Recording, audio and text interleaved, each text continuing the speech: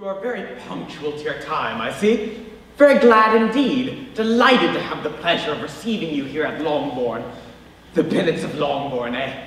Pray allow me to make you acquainted with my daughters. It is a truth universally acknowledged that a single man in possession of a large fortune must be in want of a wife. My dear Eliza, why are you not dancing, Mr. Darcy? You cannot, I am sure, refuse to dance when such a beauty is before you. Oh, indeed, sir, I have not the least intention of dancing.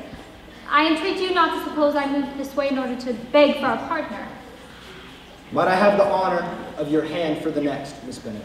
Capital! Capital! Oh, pray tell me, what lady has the credit of inspiring such reflections? Miss Elizabeth Bennet. Well, I confess I am all astonishment. Well, how long has she been such a favorite? And when am I to wish you joy? I expected as much. The lady's imagination is very rapid. Come as soon as you can on receipt of this.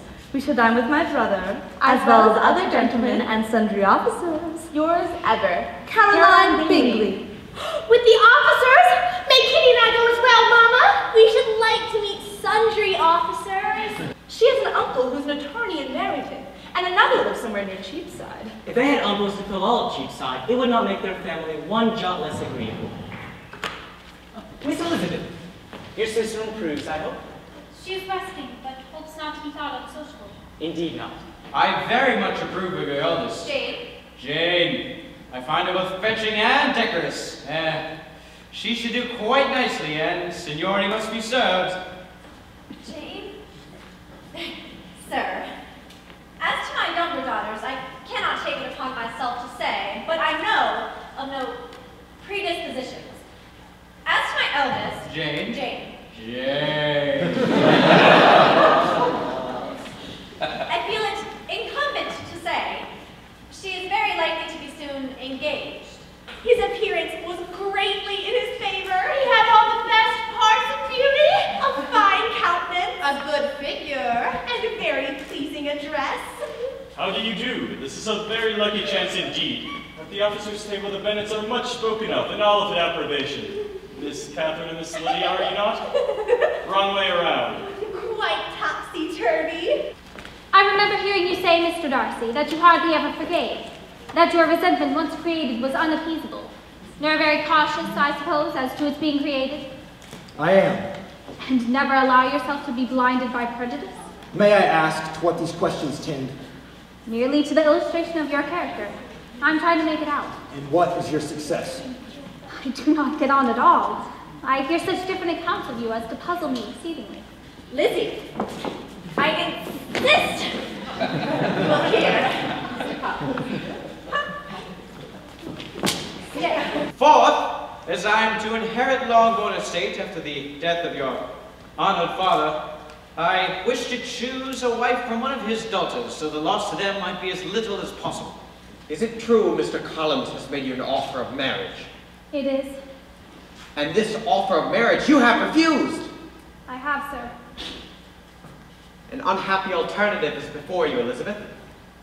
Your mother will never see you again if you do not marry Mr. Collins. And I will never see you again if you do. Miss Bennet, your family? My family? How many sisters have you, Miss Bennet? I have 4 sisters. That is a great many. Are you the eldest? I'm the second. Are they handsome? Indeed.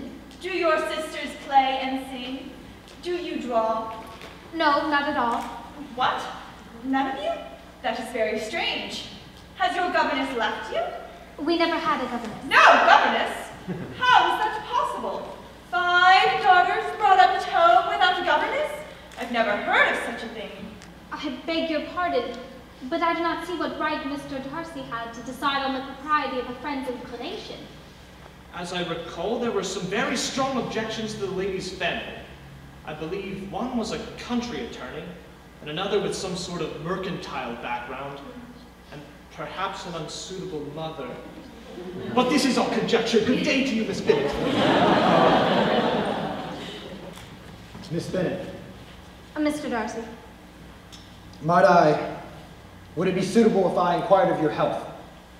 My health? Yes, as I've not encountered you these past days, I thought I'd come to inquire of your health. My health, Mr. Darcy, meets all the usual standards. In vain have I struggled, it will not do. My feelings will not be repressed. You must allow me to tell you how ardently I admire and love you. Before I observed my friend's behavior and perceived his most surprising partiality. Your sister I also watched. And though her manners were open and engaging, there was no symptom of warm regard or sentiment. She received his attentions, but remained to my eye indifferent. My objections to the marriage proceeded also from other causes of repugnance. Your family's want of propriety, betrayed by your mother's manners, your sister's forwardness, and even, forgive me, your father's misplaced wit, all confirmed my sense. That I must preserve my friend from a most unhappy connection.